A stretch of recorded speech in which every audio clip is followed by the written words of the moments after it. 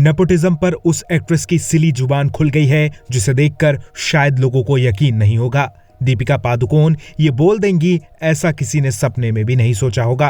पिछले 3 सालों में दीपिका पादुकोण नेपोटिज्म के मामले पर सबसे ज्यादा ट्रोल हुई हैं।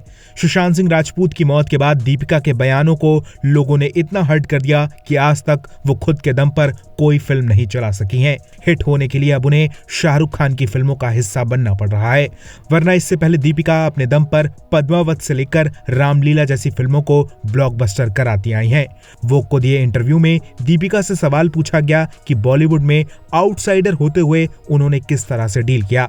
इस पर दीपिका ने कहा कि उनके पास कोई दूसरी चॉइस नहीं थी। दीपिका ने कहा कि किसी के लिए उस फील्ड में नाम और पहचान बनाना मुश्किल होता है जिस फील्ड से उसके माता पिता नहीं आते। दीपिका ने कहा कि आज नेपोटिज्म पर बात होना शुरू हो गई है और ये एक नया ट्रेंड बन गया है, लेकिन ये तब भी था, अब भी है और आगे भी रहेगा, और यही असली हकीकत है।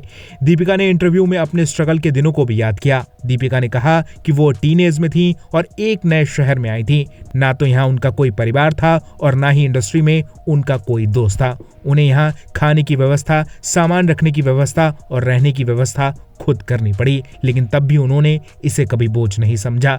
दीपिका ने बताया कि वो देर रात तक काम करती थी और अपने सूटकेस को अपने साथ रखकर कैब में हर जगह ले जाती थी। कई बार तो वो कैब में ही सो जाया करती थी। दीपिका की इन बातों के बीच ये बताना भी जरूरी है कि उनके पिता प्रकाश पादुकोण भारत में बैडमिंटन के सबसे बड़े खिलाड़ी रहे हैं, जबकि उनकी मां उज्ज्वला एक ट्रैवल एजेंट हैं।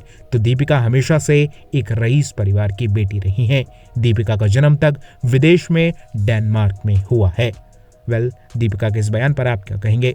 अपनी राय हमें कमेंट में दीजिए और ज्यादा ऐसी अपडेट्स के लिए बॉलीवुड पे चर्चा को सब्सक्राइब कीजिए।